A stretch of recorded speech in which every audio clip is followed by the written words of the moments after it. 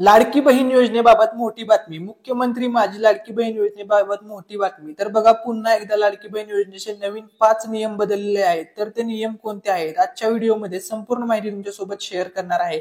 Post बँकेचे खाते चालणार का? इंडिया पोस्ट पेमेंट्स बँकेचं खातं चालणार का? भरपूर जण हा क्वेश्चन विचारत होते. तर आजच्या व्हिडिओमध्ये सर्व त्यांचे डाऊट्स क्लिअर करणार आहे.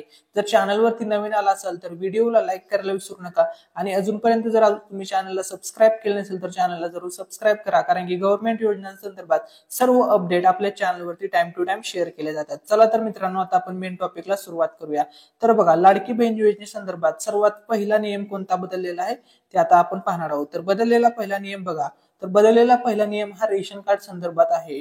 तर नवविवाहित महिलेचे नाव लगेच रेशन कार्डवर लावणे शक्य होत नाही. त्यामुळे विवाह नोंदणी प्रमाणपत्र असलेल्या अशा नवविवाहित महिलेच्या पतीचे रेशन कार्ड हे उत्पन्नाचा दाखला म्हणून ग्राह्य धरले जाणार आहे. सर्वात पहिला नियम तुम्ही या ठिकाणी वाचलेला आहे.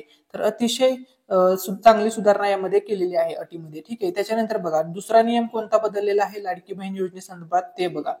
तर बघा, सेकंड नियम असा आहे, याच्यामध्ये काय म्हटलेलं आहे ते बघा. परराज्यात जन्म झालेल्या व संबंधित महिला सध्या महाराष्ट्रात वास्तव्यास असेल, तसेच या महिलेने महाराष्ट्रातील अधिवास असलेल्या पुरुषांबरोबर विवाह केला असल्यास महिलेच्या पतीचा जन्म दाखला, शाळा सोडल्याचे प्रमाणपत्र, अधिवास प्रमाणपत्र ग्राह्य धरण्यात येते. याशिवाय महिलेच्या पतीचे 15 वर्षापूर्वीचे रेशन कार्ड व 15 वर्षापूर्वीचे मतदान कार्ड ग्राह्य धरण्यात येणार आहे. हा दुसरा नियम बदललेला आहे. आता आपण पाहणार आहोत तिसरा नियम कोणता बदललेला आहे तो बघा. तर हा सर्वात कॉमन प्रश्न होता, भरपूर जणांचा डाऊट होता की इंडिया पोस्ट पेमेंट्स बँक जर अकाउंट असेल, म्हणजेच आमचं पोस्टाचं अकाउंट असेल, तर ते ग्राह्य धरले जाणार का? तर बघा, या ठिकाणी सर्वात मोठी आनंदाची बातमी आहे. तर बघा, यामध्ये काय म्हटलेलं आहे बघा, मुख्यमंत्री लाडकी बहीण योजनेसाठी आता पोस्टातील बँक खाते देखील ग्राह्य धरले जाणार आहे. त्यामुळे तुम्ही पोस्ट बँकेचे खाते जोडू शकता, काहीही तुम्हाला अडचण येणार नाही. ठीक आहे. त्याच्यानंतर बघा, चौथा नियम कोणता बदललेला आहे. चौथा नियम बघा, तसेच योजनेच्या ऑफलाईन अर्जावरील लाभार्थी महिलेचा फोटो काढून तो ऑनलाईन अर्ज दाखल करण्यासाठी ग्राह्य धरण्यात येणार आहे. म्हणजे याचा अर्थ आहे की तुम्हाला आता लाईव्ह फोटो काढून देण्याची काही गरज नाहीये. तुमच्याकडे जर फोटो असेल पासपोर्ट साईज, तर त्या फोटोचा फोटो काढून सुद्धा तुम्ही अपलोड करू शकता. तुम्हाला कोणतीही अडचण येणार नाही. त्याच्यानंतर पाचवा नियम कोणता बदललेला आहे, हा नियम अतिशय महत्वाचा आहे. या नियमामध्ये काय म्हटलेलं आहे ते बघा.